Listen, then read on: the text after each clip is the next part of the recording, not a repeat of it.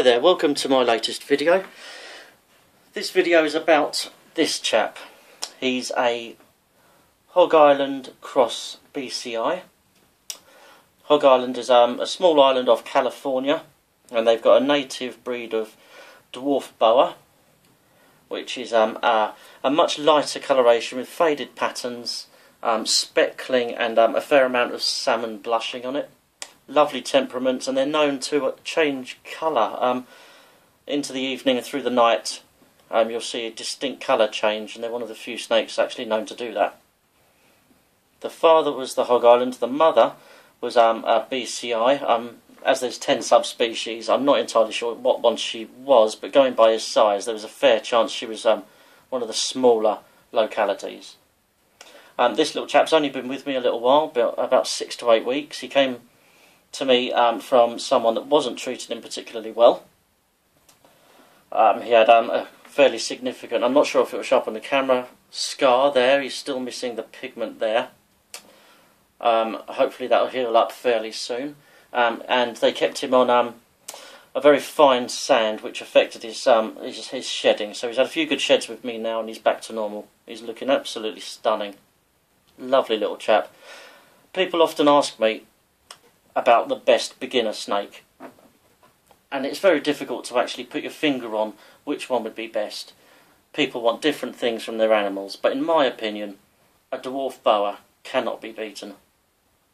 A lot of people recommend getting a royal, a lot of people recommend getting a corn snake, possibly a king snake or a milk snake. Each of them has their problems. Milks and kings, especially when they're young, can be very, very nippy. Royals obviously have a tendency to go on hunger strike and can go long periods of time without feeding, which is going to be very, very worrying for a beginner. Whereas these guys will eat practically anything that's put in front of them. They really are dustbins. They're great to handle. They're very, very simple in their upkeep, their husbandry.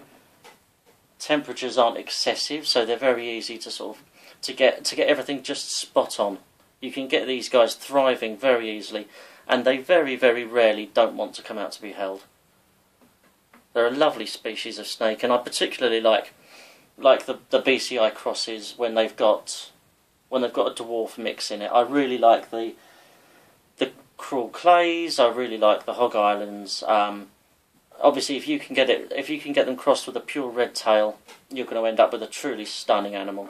I think these are a good starting point for crossbreeding, especially if you've got some sort of jungle patterning on one of them, or possibly a really faded reduced pattern. But as you can see, this guy's absolutely spot on. Considering he only ate a few days ago as well, he's been very, very tolerant. This video was meant to contain a Californian king snake that recently came to me as well, but he's not playing ball. He's wedged himself in his stone hide and is refusing to come out. When I did try and use a little bit of force to ease him out, he let me know in no uncertain terms that that's not going to happen. He did his rattlesnake shake, did his tail, and I thought, right, I'll leave you to it. Anyway, this chap is fantastic. He's back to health, and there's no intentions to breed him as yet, although if I was to come across a nice Hog Island female, I may well contemplate doing it. I think that I'd get some really nice results from that. I don't know the exact genetics behind it, but I think there's an outside chance that I might get some sunset boas, but I'm not entirely sure.